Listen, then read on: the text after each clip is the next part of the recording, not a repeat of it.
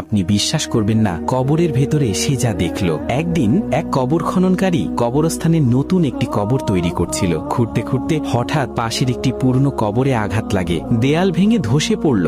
ভয়ে কাঁপতে কাঁপতে লোকটি কবরের ভেতর তাকাতেই থমকে গেল এবং তার পুরো শরীর কাঁপতে শুরু করলো। সে দেখল কবরের ভেতরে বসে আছেন এক নুরানি চেহারার সাদা দাড়িওয়ালা বৃদ্ধ। বৃদ্ধের হাতে একটি কিতাব, আর প্রতিটি হরফ সোনালী আলোয় ঝলমল করছে।